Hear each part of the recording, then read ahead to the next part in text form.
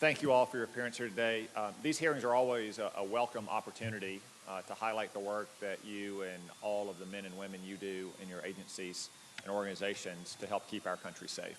Most of this committee's work, like most of your work, happens behind closed doors in a classified setting, so the American people don't appreciate the great work that you and the men and women you lead do for our country. So I'm glad that we have a chance to highlight this once a year or so.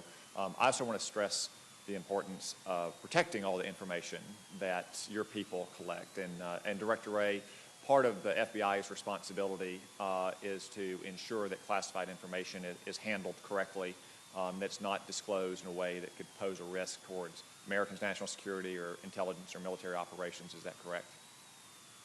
Yes, that's correct. And that applies to all persons, to include persons especially who are cleared to handle classified information as well. Well, it's a responsibility that we share with other agencies in that respect, but yes.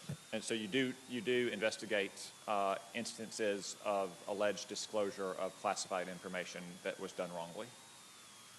Absolutely, we have quite a number of such investigations. So I just want to take this opportunity to call your attention to a letter that Senator Hatterty and I and 16 other Republican senators sent to you yesterday about what appears to have been a potentially serious breach of handling of classified information by Dr. Colin Call, the nominee to be the Undersecretary of Defense for Policy. Could I get your commitment to provide a prompt response to that letter to the United States Senate, since this nomination could be pending just any time now?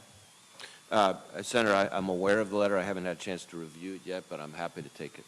Thank you. I don't expect you to be fully apprised of the facts or have a conclusion about whether you should or should not or will not start an investigation. But I believe it's very worrisome, and there are people sitting in federal prison today for mishandling classified information. And if a GS employee is going to be sitting in federal prison because they mishandled classified information, we should always insist that everyone handle it correctly, no matter how powerful they are or who they're connected to. So thank you for that commitment, Director Wray. Ms. Haines, I want to turn to a line from the annual threat assessment about the migration crisis we see on our southern border. It lists several potential factors in terms of seasonal employment opportunities or the pandemic or what have you. One factor was perceived changes in U.S. immigration policy.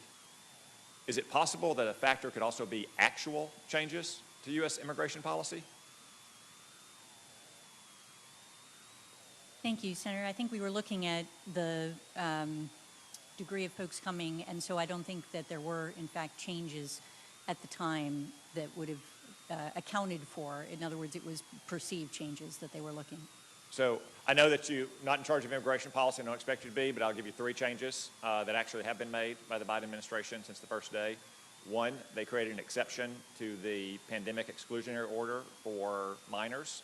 Not shockingly, we have a surge of minors at the border. 2, they eliminated the safe third country agreements with Central American countries, most notably Guatemala, the geographic choke point from Central America. And 3, they eliminated the Remain in Mexico policy as well. So those are 3 actual policies on which word is out in Central America. And finally, I'll just give you this bit of open source intelligence that you can go back, Director Burns and Director Haines, and tell your analysts about. I was at the border a couple of weeks ago. I had a chance to see the heartbreaking scenes of young mothers and fathers with their young kids under the bridge outside McAllen, where they were being processed in after having just crossed the river with the help of smugglers and traffickers. I grabbed a Border Patrol officer who spoke Spanish so he could interpret for me. I asked a couple dozen of them why they made the journey now, where they had come from, how long they'd been there. Not a single one of them made a comment about asylum in terms of persecution based on race, ethnicity, sex, religion, political views, or anything else. The most common answers were, Joe Biden, I can get in now, and I want a job. I have some other issues I want to discuss, but as I said earlier, most of that we have to do in a classified setting, so I look forward to talking with you all again in a few minutes. Thank you. Thank you, Senator Cotton. Senator Rubio, any closing comments? No, I want to thank you guys. I think it's been